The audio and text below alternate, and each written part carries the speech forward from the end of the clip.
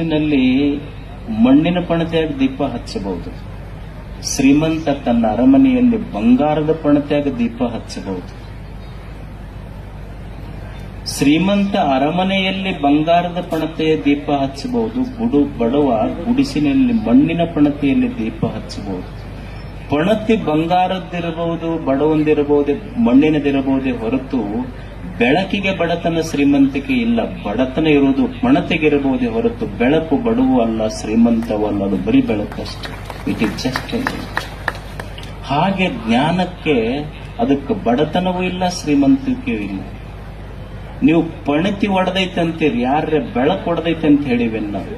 ಪಣತಿ ಒಡೆದಿರಬಹುದು, ಬೆಳಕು ಒಡೆದ ಉದಾಹರಣೆಗಳಿಲ್ಲ. ಈಗ ನೀವು ದೀಪ ಹಚ್ಚಿ ಉದ್ಘಾಟನೆ ಮಾಡಿ, ದೀಪ ಹಚ್ಚಬೇಕಾದ್ರ ಎಣ್ಣೆ ಕೊಟ್ಟ ಒಂದು ಜಾತಿಯು ಇರಬಹುದು, ಬತ್ತಿ ಮಾಡದ ಒಂದು ಜಾತಿ ಇರಬಹುದು, ಹತ್ತಿ ಬೆಳೆದ ಒಂದು ಜಾತಿ ಇರಬಹುದು, ದೀಪ ಹಚ್ಚದವರು ಒಂದು ಜಾತಿ ಇರಬಹುದು. ಅದರ ಬೆಳಕು ಬಂತಲ್ಲ, ಬೆಳಕಿಗೆ ಜಾತಿಗಳಿದೆ ಅನ್ನೋದು. ಬೆಳಕಷ್ಟೇ. ಅಂಥ ಜ್ಞಾನದ ಬೆಳಕು ಯಾವುದು ಎದೆಯೊಳಗೆ ತುಂಬೈತಿಲ್ಲ, ಅದು ಜ್ಞಾನ ದೇಗುಲ. ನಮ್ಮ ಹಿರಿಯರು ಕೋರೆ ಸಾಹೇಬ್ರು ಹೇಳಿದ್ರಲ್ಲಿ, ಸಪ್ತ ಋಷಿಗಳು ಕೇಲಿ ಕಟ್ಟಿದ್ರು.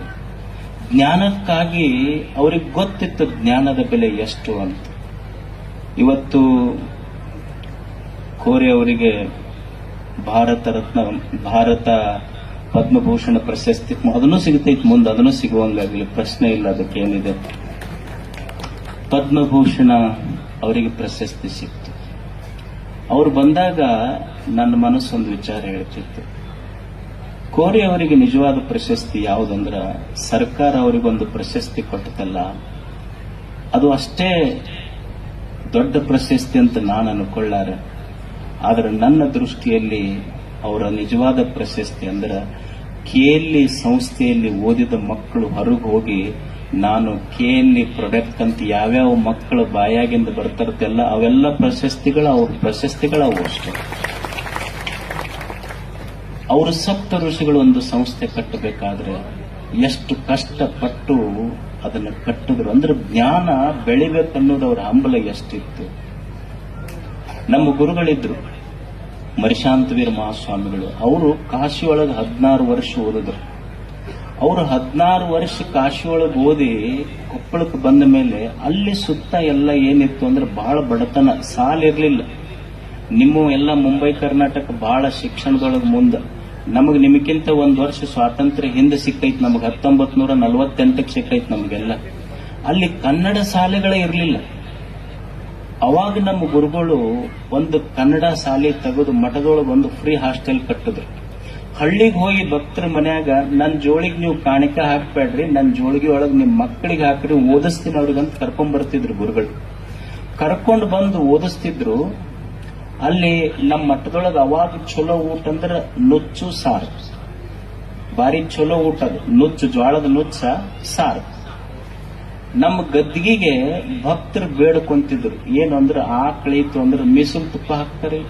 ಹಂಗ ನಮ್ಮ ಗದ್ದಿಗೆ, ಗವಿಸಿದ್ದಪ್ಪಜ್ಜನ ಗದ್ದಿಗೆಗೆ ಮೀಸಲು ತುಪ್ಪ ತಂತಂದು ಒಂದು ದೊಡ್ಡ ದೊಡ್ಡ ಪಣತಿ ಭಕ್ತರು ಅದ್ರಾಗ ಹಾಕ್ತಿದ್ರು. ಅವ್ರು ಹಾಕಿ ಮ್ಯಾಲ ಗುಡ್ಡ ಹತ್ತಿ ಇಳಿದು ಬರೋದ್ರಾಗನ ಮಠದ ಹುಡುಗರು ಏನ್ ಮಾಡ್ತಿದ್ರು ಅಂದ್ರೆ, ತುಪ್ಪ ತಗೊಳ್ಳೋದು ನುಚ್ಚಿನಾಗ ಹಾಕೊಂಡು, ತುಪ್ಪ ನುಚ್ಚ ಖಾರ ಪುಡಿ ಹಾಕೊಂಡು ಉಂಡು ಬಿಡೋರು ಅವರೆಲ್ಲ. ಒಬ್ಬ ಭಕ್ತ ಪಣತಿಗೆ ತುಪ್ಪ ಹಾಕಿ ಮ್ಯಾಲ ಹೋಗಿ ಬರೋದ್ರಾಗ ಹುಡುಗರದು ರೊಟ್ಟಿನ ಅದು ಮಠದಾಗ. ಅವ್ರು ತುಪ್ಪ ತಗೊಂಡು ನುಚ್ಚು ಕಲಸ್ಕೊಂಡು ಉಂಡು ಹೋಗೇ ಬಿಟ್ಟಿದ್ರು. ಅವು ಭಕ್ತಿಗೆ ಸಿಟ್ಟು ಬಂತು. ನಾನು ಅಜ್ಜಗ ಮೀಸಿನ ತುಪ್ಪ ತಂದಿದ್ದೆ, ಇವು ಮಠದಾಗ ಹುಡುಗರು ಉಂಡು ಹೋದು, ಇದೇ ಸಂಸ್ಕಾರ ಕಲ್ಸ್ಯಾರ ಅಜ್ಜಾರ ಮಠದಾಗ. ಅವ್ರು ಏನ್ ಮಾಡಿದ್ರು ಅಂದ್ರ, ಅಜ್ಜರ ಹತ್ರ ಕಂಪ್ಲೇಂಟ್ ಹೋತದ. ಅವ್ರ ಭಕ್ತರು ಹೋದ್ರು, ಏನ್ ಕಲ್ಸಿರಿ ನೀವು ಮಠದಾಗ ಸಂಸ್ಕಾರ ಹುಡುಗರಿಗೆ? ನಾವು ಗವಿಸಿದ್ದಪ್ಪಜ್ಜಗಂತ ಹೇಳಿ ಮೀಸಲು ತುಪ್ಪ ತಂದು ಮೀಸಲು ತುಪ್ಪ ಹಾಕಿದ್ರ ನಿಮ್ ಮಠದ ಹುಡುಗರೆಲ್ಲ ಉಂಡು ಹೋಗ್ಬಿಟ್ಟಾವ. ಅವ್ರಿಗೆ ಮಠ ಬಿಡಿಸ್ರಿ ನೀವು ಮೊದಲ ಹುಡುಗರಿಗೆ ಅಂತ ಗುರುಗಳಿಗೆ ಕಂಪ್ಲೇಂಟ್ ಮಾಡಿದ್ರು ಅವ್ರ ಶಿಷ್ಯರು ಬಂದು. ಅವಾಗ ಗುರುಗಳು ಒಂದು ಚಲೋ ಮಾತು ಹೇಳಿದ್ರು, ನೀ ಎದಕ್ಕ ಮಾಡಿದ್ದೆ ನಿನ್ ತುಪ್ಪ ಮೀಸಲು ಎದಕ್ಕಾಗೈತೆ? ಇಲ್ಲ, ನಾವು ಗವಿಸಿದ್ದಪ್ಪಜ್ಜಗಂತ ದೀಪಕ್ಕೆ ಮೀಸಲು ತುಪ್ಪ ತಗೊಂಡ್ಬಂದಿದ್ದೆ. ಅವಾಗ ಅಜ್ಜವ್ರೊಂದು ಚಲೋ ಮಾತು ಹೇಳಿದ್ರು, ನೋಡು, ನೀ ಗದ್ದಿಗೆ ಮುಂದೇನ ದೀಪಕ್ಕೆ ತುಪ್ಪ ಮೀಸಲು ಮಾಡಿ ಹಾಕಿದ್ದೆಲ್ಲ ಅಕಸ್ಮಾತ್ ಪಣತಿಯೊಳಗ ಅದು ಉರಿದಿತ್ತು ಅಂದ್ರ 6 ದೀಪಕ್ಕೆ ಮೀಸಲಾಗ್ತಿತ್ತು. ಈಗ ಮಠದ ಮಕ್ಕಳು ಓದೋ ಮಕ್ಕಳು ಉಂಡವಲ್ಲ, ಇದು 6 ದೀಪಕ್ಕೆ ನಿನ್ನ ತುಪ್ಪ ಮೀಸಲಾಗಿ ಹೋಗ್ತಿದ್ದಾನೆ. ಇನ್ನ 6 ದೀಪಕ್ಕೆ ಅದು ಮೀಸಲಾಗಿದೆ ನಿನ್ನ ತುಪ್ಪ. ಅಂದ್ರೆ ನಮ್ಮಲ್ಲಿ ಹಿಂದಿನ ಹಿರಿಯರು, ಇದೊಂದು ಶಾಲೆ 50 ವರ್ಷಗಳ ಹಿಂದೆ ಕಷ್ಟಪಟ್ಟು ಸರ್ಕಾರಿ ಅಧಿಕಾರಿಗಳಿರಲಿ, ಹಿರಿಯರಿರಲಿ, ಇದನ್ನು ಕಟ್ಟಬೇಕಾದ್ರೆ ಅವರ ಶ್ರಮ ಇವತ್ತಿಷ್ಟೆಲ್ಲ ವಿದ್ಯಾರ್ಥಿಗಳ ಎದೆಯೊಳಗ ಅಕ್ಷರದ ದೀಪ ಹಸ್ತಲ್ಲ, ಇದು ಬಹಳ ದೊಡ್ಡದು. ಅದಕ್ಕೆ ಜ್ಞಾನಕ್ಕಷ್ಟು ಅವರು ಪ್ರಾಶಸ್ತ್ಯತೆ ಕೊಟ್ಟರು. ಅದಕ್ಕಿದು ಜ್ಞಾನ ದೇಗುಲ. ಜ್ಞಾನ ಅಂದ್ರ ಎಲ್ಲೆಲ್ಲಿಂದ ಬಂತು? ಮೊದಲ ತಾಯಿ ಕೊಟ್ಟಿ, ಆಕೆ ಹಾಡ್ಕೊಂತ ಕಲಿಸದ್ಲಕ್ಕೆ ಜ್ಞಾನ ಕೊಟ್ಟಿದ್ದು. ಆಕೆ ಏನು ಯೂನಿವರ್ಸಿಟಿ ಒಳಗೆ ಓದ್ದಕ್ಕೆಲ್ಲ. ಬುದ್ಧನ ಕೊನೆಯ ಸಂದೇಶ ಏನಾಗಿತ್ತು ಅಂದ್ರ, ಬಿ ಲೈಟ್ ಅಂಟು ಯುವರ್ ಸೆಲ್ಫ್, ನಿನ್ನಷ್ಟಕ್ಕೆ ನೀನು ಬೆಳಕಾಗುವಂತ ಬುದ್ಧ ಜ್ಞಾನೋದಯ ಪಡೆದುಕೊಂಡು ಕೊನೆಯ ಕಾಲಕ್ಕೆ ಹೇಳಿದ ಮಾತು, ಸಾಲಿ ಕಲಿಯದ ತಾಯಿ ತನ್ನ ಮಗಳ ತೊಡಿ ಮೇಲೆ ಹಾಕೊಂಡು ಜ್ಯೋತಿಯ ಆಗು ನನ್ನ ಕಂದ ಜಗಕ್ಕೆಲ್ಲ ಅಂತ ಹೇಳಿದ ತಾಯಿ ಕಲಿಸಿದ ಮೊದಲ ಪಾಠ. ತಾಯಿ ಹಾಡಿದ್ದು ನನ್ನ ಮಗ ಜ್ಯೋತಿ ಆಗಬೇಕಂತ, ಇವ ಆಗಿದ್ದು ಕೋತ್ಯಾಗ ಅಡ್ಡಾಡಕತ್ತು ಊರಾಗಷ್ಟೇ. ಅಕ್ಕಿ ಹಾಡಿದ್ದು ಸಾಲಿ ಕಲಿಯದ ತಾಯಿ ಕಲಿಸಿದ್ದು ಮೊದಲ ಪಾಠ. ಆಮೇಲೆ ಗುರುಗಳು ಕಲಿಸಿದ್ರು, ಸ್ನೇಹಿತರು ಕಲಿಸಿದ್ರು, ನೆರೆಹೊರೆಯವರು ಕಲಿಸಿದ್ರು, ನಿಸರ್ಗ ಕಲಿಸ್ತು. ವಾಸ್ತವದಲ್ಲಿ ಯಾರಿಂದ ಕಲಿಯಬೇಕನ್ನುವ ಮನಸ್ಸಿತ್ತು ಅಂದ್ರೆ ಈ ಪ್ರಪಂಚವೇ ಗುರುವಾಗ್ತದೆ. ನಾನು ಜ್ಞಾನ ಪಡ್ಕೋಬೇಕಂತ ನನ್ನ ಎದೆಯಾಗಿತ್ತು ಅಂದ್ರೆ ಈ ಪ್ರಪಂಚವೇ ನೀನು ಗುರು ಆಗ್ತೈತಿ, ನೀ ಶಿಷ್ಯ ಆಗಬೇಕಷ್ಟೇ ಈ ಜಗತ್ತಿಗೆ. ಜ್ಞಾನ ಎಲ್ಲಿಂದ ಸಿಗ್ತದೆ? ಎಲ್ಲರಿಂದ ಸಿಗ್ತದೆ. ಈ ಪ್ರಪಂಚವೇ ಬರೇ ಕೇವಲ ಶಾಲೆಯಷ್ಟೇ ಜ್ಞಾನ ದೇಗುಲ ಅಲ್ಲ, ಈ ವಿಶ್ವವೇ ಒಂದು ಜ್ಞಾನ ದೇಗುಲ ಇದೆ. ಮನುಷ್ಯನಿಗೆ ಕಲಿಯುವ ಮನಸ್ಸು ಬೇಕಷ್ಟೇ. ಈಗ ಬಹಳ ಮಂದಿ ಹೇಳ್ತಿರ್ತಾರೆ ನೋಡಿ, ನಿಸರ್ಗ ನೋಡಿ ಕಲಿಬಹುದಲ್ಲ. ನಿಸರ್ಗ ಎಷ್ಟು ಕಲಿಸ್ತದೆ ಮನುಷ್ಯರಂಗ. ಈಗ ನೀವೊಂದು ಮಾವಿನ ಗಿಡಕ್ಕೆ ಕಲ್ಲು ಹೋಗ್ಯಾರ, ನಮಗ್ ಕಲ್ಲು ಒಗದ್ರ ನಾವು ಜಗಳ ತೆಗಿತೀವಿ. ಮಾವಿನ ಗಿಡಕ್ಕೆ ಕಲ್ಲು ಒಗದ್ರ 2 ಹಣ್ಣು ಕೊಡ್ತೈತಿ. ಒಂದು ಗಿಡ ಏನು ಕಲಿಸಿಕೊಡ್ತ ನಮಗಂದ್ರ, ನಮಗ್ ಆಗಲಾರ್ದವ್ರು ನಮಗ್ ಕಲ್ಲು ತೊಗೊಂಡು ಒಗದ್ರು 2 ಚಲೋ ಹಣ್ಣು ಅವ್ರು ಉಡ್ಯಾಗ ಹಾಕುವುದನ್ನು ಕಲಿಬೇಕು ಅನ್ನೋದೊಂದು ಮಾವಿನ ಗಿಡದಿಂದ ಮನುಷ್ಯ ಕಲಿಲಿಲ್ಲ, ನಿಸರ್ಗ ಕಲಿಸ್ತೈತೆ. ನಾವೊಂದು ಆಕಳ ಕಟ್ಟಿವಿ ಮನ್ಯಾಗ, ಆಕಳಕ್ಕೆ ಏನ್ ಕೊಡ್ತೀವಿ ಹೇಳ್ರಿ? ನಾವು ಉಂಡು ಮುಸುರಿ ನೀರು ಹಾಕಿವಿ ಅದ್ರ ತಾಟಿನೊಳಗೆ. ನಾವು ಉಂಡು ಮುಸುರಿ ನೀರ್ ಅದರ ತಾಟಿನೊಳಗೆ ಹಾಕಿದ್ರು ಆಕಳ ನಮ್ಮ ತಾಟಿನೊಳಗೆ ಅಮೃತದಂತ ಹಾಲು ಹಾಕ್ತೈತಲ್ಲ, ನಮಗ್ ಕೆಟ್ಟದ್ದು ಮಾಡಿದವ್ರು ಉಡಿಯೊಳಗೂ ಸಹಿತ ನಾವು ಒಳ್ಳೆಯದನ್ನ ಹಾಕಬೇಕಂತ ಒಂದು ಆಕಳ ಕಲಿಸ್ತೈತೆ ಮನುಷ್ಯ. ಈಗ ತಾಯಂದಿರು ಕುಂತೀರಿ, ಕಲಿಬೇಕನ್ನೋ ಮನಸ್ಸಿದ್ರೆ ಎಲ್ಲೆಲ್ಲಿ ಕಲಿತಾನ ಮನುಷ್ಯ. ಈಗ ನೀವು ಅಡಿಗೆ ಮಾಡ್ತೀರಿ, ಅಡಿಗೆ ಮನಿ ನೋಡಿ ಏನು ಜ್ಞಾನ ಪಡ್ಕೋಬಹುದು ಮನುಷ್ಯ. ಈಗ ತಾಯಿ ಅನ್ನ ಮಾಡ್ತೀರಿ, ನೀವೆಲ್ಲ ಅನ್ನ ಹೆಂಗ್ ಮಾಡ್ತೀರಿ? ಕುಕ್ಕರ್ಲೆ ಮಾಡ್ತೀರಿ. ಕುಕ್ಕರ್ ಏನು ಕಲಿಸ್ಕೊಡ್ತೈತಿ ಮನುಷ್ಯಾಗಂದ್ರ, ನಮ್ಮ ತಳಕ ಯಾರ ಬೆಂಕಿ ಹಚ್ಚಲಿ ಸೀಟಿ ಹೊಡ್ಕೊಂತ ಆರಾಮ ಇರ್ಬೇಕು ಒಟ್ಟ ಅಂತ ಕುಕ್ಕರ್ ಕಲಿಸ್ತೈತಿ ಮನುಷ್ಯ. ನಮಗ್ ಆಗ್ಲಾರ್ದವ್ರು ನಮಗ್ ತಳಕ ಬೆಂಕಿ ಇಟ್ಟರು ಸಹಿತ ಸೀಟಿ ಹೊಡ್ಕೊಂತಿರ್ಬೇಕು ನೋಡಪ್ಪ. ಮಿಕ್ಸರ್ ಏನು ಕಲಿಸ್ತೈತಿ? ಮಿಕ್ಸರ್ ಒಂದು ಕಲಿಸ್ತೈತಿ, ಜ್ಞಾನ ಮಾಡಿ ಕೊಡ್ತೈತಿ. ನಮಗ್ ಆಗ್ಲಾರ್ದವ್ರು ನಮ್ಮ ಹೊಟ್ಟೆ ಖಾರ ಹಾಕಿದ್ರು ಬಾಯಿ ಮುಚ್ಕೊಂಡು ಕೆಲಸ ಮಾಡೋದು ಕಲಿಬೇಕಂತ ಮಿಕ್ಸರ್ ಕಲಿಸ್ಕೊಡ್ತೈತಿ ಮನುಷ್ಯ. ಅಂದ್ರೆ ಕಲಿಬೇಕನ್ನುವ ಮನಸ್ಸಿತ್ತು ಅಂದ್ರ, ಜ್ಞಾನ ಪಡ್ಕೋಬೇಕನ್ನೋದಿತ್ತು ಅಂದ್ರ ಜಗತ್ತಿನ ಯಾವ ಮೂಲೆಗಳಿಂದನೂ ಮನುಷ್ಯ ಕಲಿತಾನೆ. ಜ್ಞಾನ ಪಡ್ಕೋಬೇಕು ಮನುಷ್ಯ. ಜ್ಞಾನದಂಥ ದೊಡ್ಡ ಸಂಪತ್ತು ಯಾವುದೂ ಇಲ್ಲ. ಜ್ಞಾನ ಅಂದ್ರ ಏನು? ಜ್ಞಾನ ಅಂದ್ರೆ ಏನಲ್ಲ. ಜ್ಞಾನ ಅಂದ್ರ ಬಿಡಿಸಿ ತೋರಿಸುವುದು, ಯಾವುದು ಸರಿ, ಯಾವುದು ತಪ್ಪ, ಯಾವುದು ಒಳ್ಳೆಯದು, ಯಾವುದು ಕೆಟ್ಟದ್ದು ಸ್ಕ್ಯಾನ್ ಮಾಡ್ತೈತಿ. ಈಗ ನೀವು ಏನೋ ಒಂದು ಆಗಿರ್ತೈತಿ, ಕೈಯಾಗೋ ಮೈಯಾಗೋ ತಲೆಯಾಗೋ ಒಂದು ಗಟ್ಟಿ ಆಗಿತ್ತಂದ್ರೆ ನೀವು ಹಾಸ್ಪಿಟಲ್ಗೆ ಹೋಗ್ತೀರಿ. ಹಾಸ್ಪಿಟಲ್ಗೆ ಹೋದಾಗ ಒಂದು MRI ಸ್ಕ್ಯಾನ್ ಮಾಡ್ತಾರೆ. MRI ಸ್ಕ್ಯಾನ್ನಾಗ ಏನ್ ಗೊತ್ತಾಗ್ತೈತಿ ಅಂದ್ರೆ ಎಲ್ಲಿ ಗಡ್ಡಿ ಐತಿ ಅದನ್ನ ನೋಡಿ ಅದನ್ನು ತೆಗೆಯುವ ಕೆಲಸ ಮಾಡ್ತೈತಿ. ಹಂಗ ಜ್ಞಾನ, ಮನುಷ್ಯನ ಎದೆಯೊಳಗಿನ ಜ್ಞಾನ ಅದೊಂದು MRI ಸ್ಕ್ಯಾನ್ ಮಷಿನ್ ಇದ್ದಂಗೆ.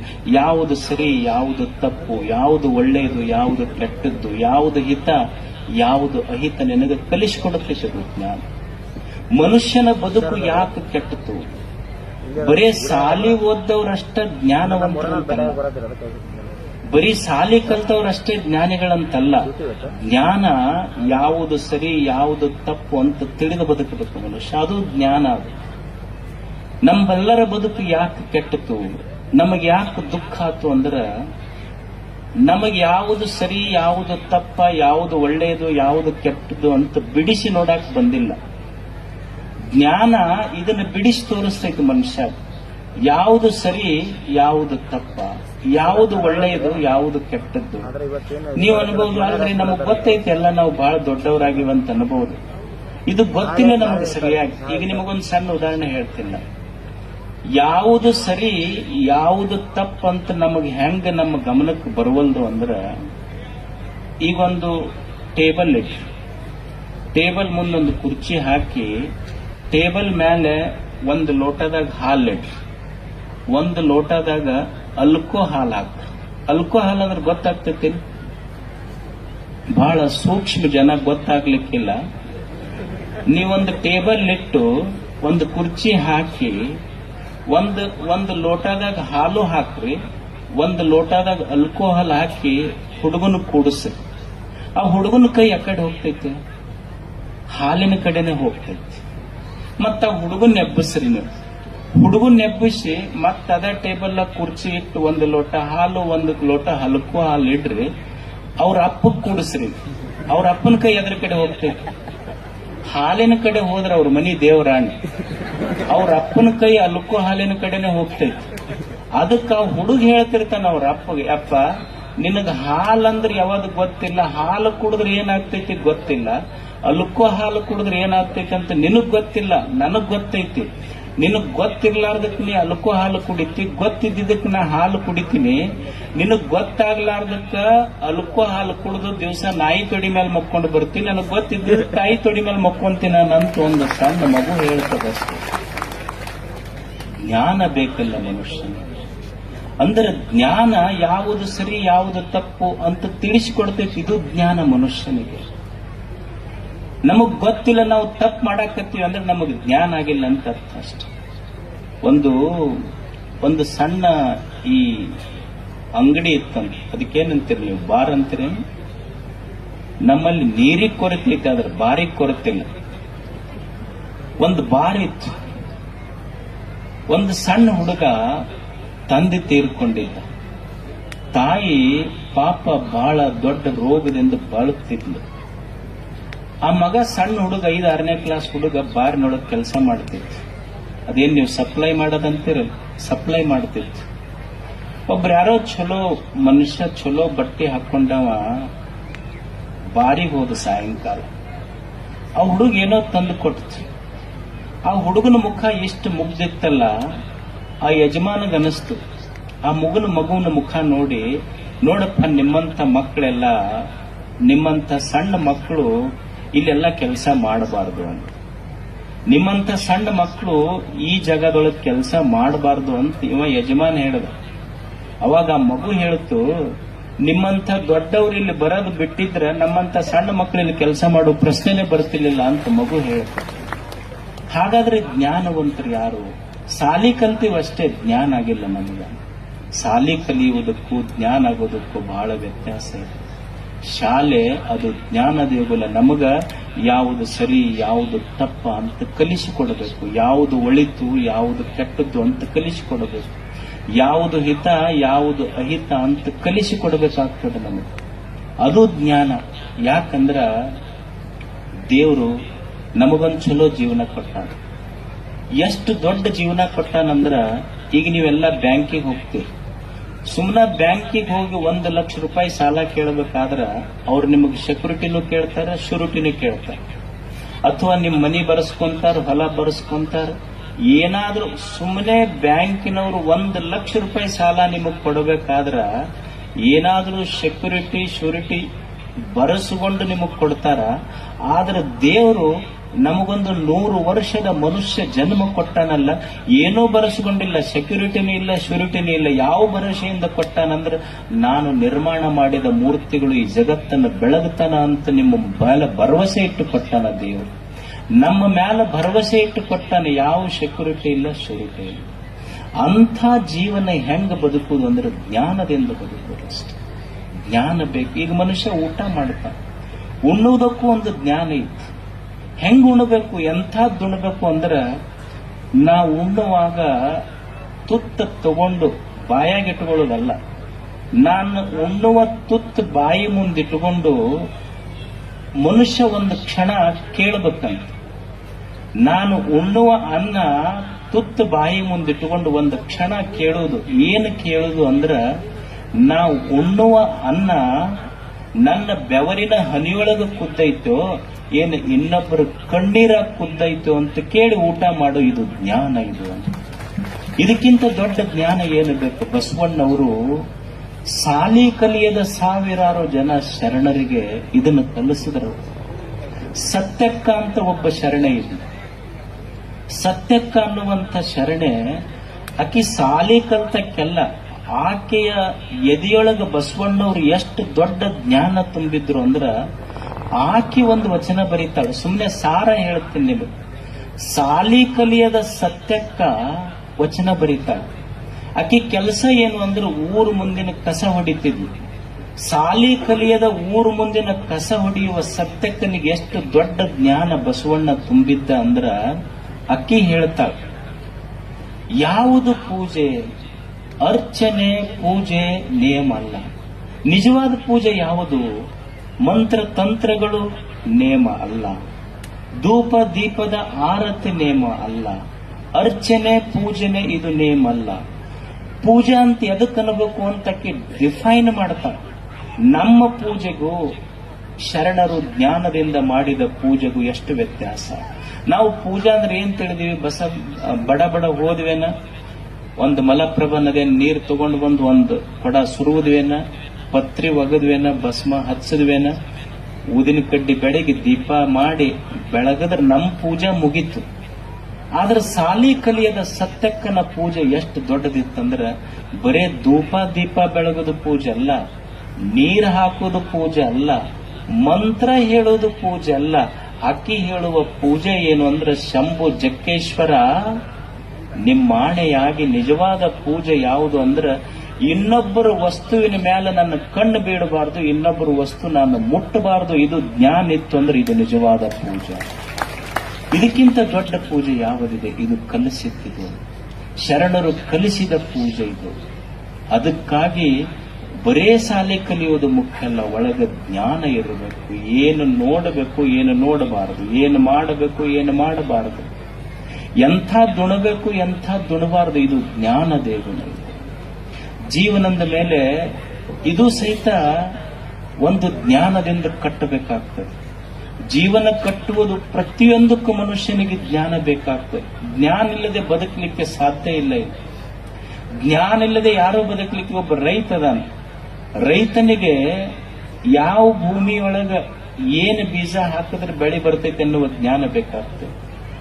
ಈಗ ಮನೆಯಾಗ ನೀವು ಸಂಸಾರಿಗಳಿದ್ರಿ, ಸಂಸಾರದೊಳಗೆ ಹೆಂಗ ಬದುಕಿದ್ರೆ ಸಂತೋಷ ಆಗ್ತೈತಿ ಅನ್ನೋ ಒಂದು ಜ್ಞಾನ ಬೇಕಾಗ್ತದೆ. ಈಗ ಮದುವೆ ಆಗಿರಿ ನೀವೆಲ್ಲ, ಜ್ಞಾನ ಒಂದು ಸಂಸಾರ ಒಂದು 50 ವರ್ಷ ಕಟ್ಟಿ ನಡೆಸಬೇಕಂದ್ರೆ ಹಗರಿಲ್ಲ. ಒಬ್ಬರೊಂದು ಇಂಗ್ಲಿಷ್ನೊಳಗೆ ಒಂದು ಮಾತು ಹೇಳ್ತಾರೆ, having a wife is a part of living.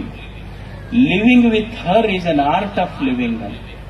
ಅಂದ್ರೆ ಒಂದು ಸಂಸಾರ ನಡೆಸಬೇಕಾದ್ರೂ ಜ್ಞಾನ ಬೇಕಾಗ್ತೈತಿ. ಜ್ಞಾನ ಇರದೇ ಇದ್ರ ಸಂಸಾರವೂ ಕೆಡ್ತೈತಿ. ಒಬ್ಬನಿಗೆ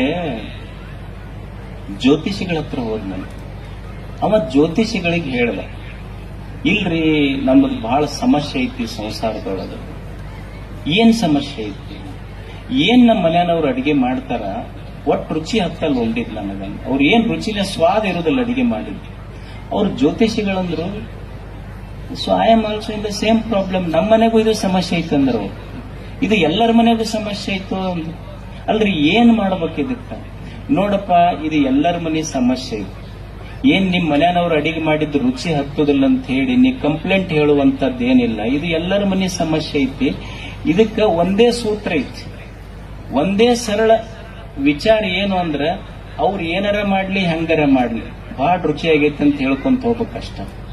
ಅಡಿಗೆ ಹಿಂಗ್ ಹೇಳ್ಕೊಂತ ಹೋದೆ ಅಂದ್ರ ಅಡಿಗೆ ರುಚಿ ಆಗ್ಲಿ ಬಿಡ್ಲಿ ಪ್ರಶ್ನೆ ಇಲ್ಲ, ಸಂಸಾರ ರುಚಿ ಆಗುತ್ತೋ ತಮ್ಮ ಅಂತ ಹೇಳಿ ಕಳಿಸಿದ್ರು. ಅದಕ್ಕೆ ಅವ ಮನಿಗ್ ಬಂದ ಕೂಡಲೇ ಅವತ್ತ ಅವ್ರ ಹೆಣ್ಮಕ್ಳು ಹೋಳಿಗೆ ನೀಡಿದ್ರು. ಇದು ಒಂದು ತುತ್ತು ಉಂಡ ಕೂಡಲೇ ಅವ್ರು ಹೇಳ್ದೇವ ಏನ್ ರುಚಿ ಆಗೈತಿ ಇವತ್ತು ಹೋಳಿಗೆ ಅಂತ. ಅವ್ರ ಬಳಿ ಏರಿಸಿ ಕಪಾಳಕ್ಕೆ ಕೊಟ್ರು. 25 ವರ್ಷ ಕುದಿಸಿ ಹಾಕಿನ ನಿನಗ ಒಂದ್ ದಿವ್ಸ ರುಚಿ ಅನ್ಲಿಲ್ಲ, ಇವತ್ತೊಂದ್ ದಿವ್ಸ ಮಗ್ಗಲ ಮನಿ ಹಾಕಿ ಹೋಳಿಗೆ ಮಾಡಿ ಕೊಟ್ರೆ ಇಷ್ಟು ರುಚಿ ಆಗ್ತದೆ. 25 ವರ್ಷ ಕುದಿಸಿ ಹಾಕಿದ್ ನಿನಗ ಅನಿಸ್ಲಿಲ್ಲ, ಇವತ್ತೊಂದ್ ದಿವ್ಸ ಮಗ್ಗಲ ಮನಿಯವ್ರಿಗೆ ಕೊಟ್ರೆ ಇಷ್ಟು ರುಚಿ ಹತ್ತಾನೆ. ಅಂದ್ರ ರುಚಿ ಆಗಬೇಕಾದ್ರೆ ಸಂಸಾರ ನಡೆಸಲಿಕ್ಕೂ ಜ್ಞಾನ ಬೇಕಾಗ್ತೈತಿ. ಜ್ಞಾನ ಇರ್ಲಿಲ್ಲ ಅಂದ್ರೆ ಮತ್ತೆ ನೀವು ಎಲ್ಲರೇ ಹಿಂಗ ಹಾಕೊಂಡು ಹೋಗ್ಬೇಕಾಗುತ್ತೆ.